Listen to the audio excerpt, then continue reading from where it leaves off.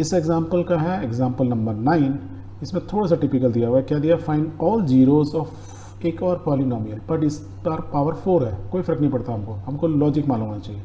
Find the all zeros, हम किसको zero तक है। If you know that two of it zeros are this and this, that means ये power 4 है, तो इसके मैक्सिमम कितने हो सकते हैं जीरोज, 4 से ज़्यादा नहीं हो सकते हैं। दो हमें मालूम है, तो हमको क्या मालूम है कि मीन्स यदि जीरोज मालूम है तो इसके फैक्टर मालूम है।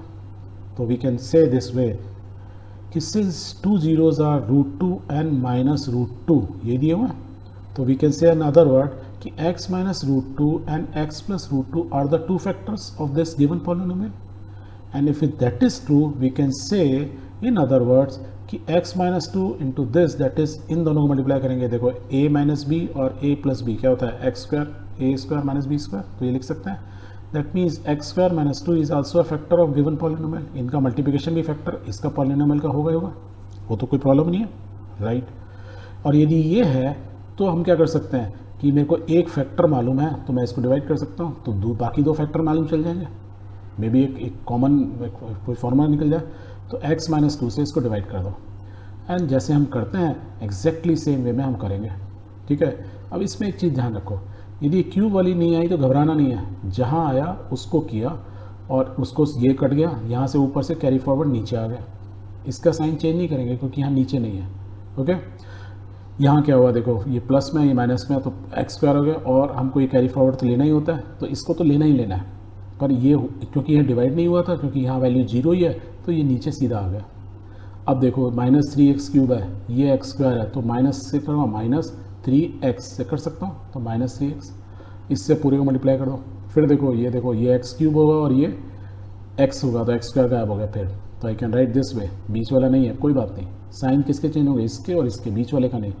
ये कट गया तो यहाँ क्या होगा, एक्स स्क्वायर नीचे आ गया, और ये कट गया, दोनों कट गए, तो नीचे एक्स स्क्वायर आ गया, और ऊपर से कैरी फॉरवर्ड क्या हो गया, -2, तो नीचे क्या हो गया, एक्स स्क्वायर -2।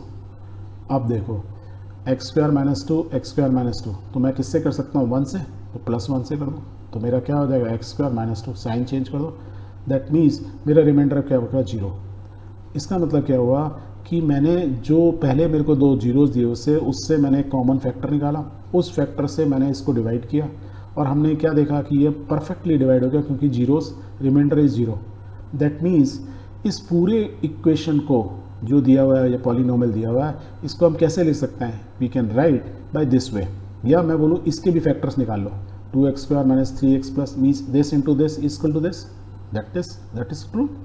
तो भी इसके फैक्टर्स निकाल लूँ तो मेरे को रिमेनिंग 2 फैक्टर मिल जाएंगे, और ये क्या है, क्वाड्रेटिक इक्वेशन। और आपको इसको मालूम है, स्प्लिटिंग मेथड्स निकाल सकते हैं कि 3 को ऐसे डिवाइड करो कि 2 मल्टीप्लिकेशन में हो और सम 3 हो, तो क्या हो सकता है, minus, now I can right -2 -1, 2 1 जा 2, और सम जो है -3, निकालो, लेट्स सॉल्व इट।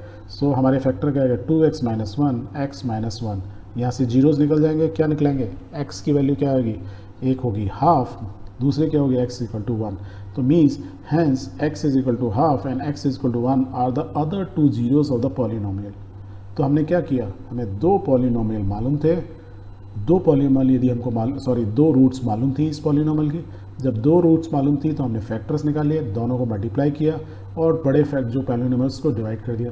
फिर जो एक नई वैल्यू आई, जो भी इक्वेशन आई, उसके फर्दर फैक्टर्स कर लिए, क्योंकि हमको स्क्वायर्स के फैक्टर निकालना इजीली आता है कंपेयर टू 4th पावर या 3 पावर, यही पर्पज़ होता है।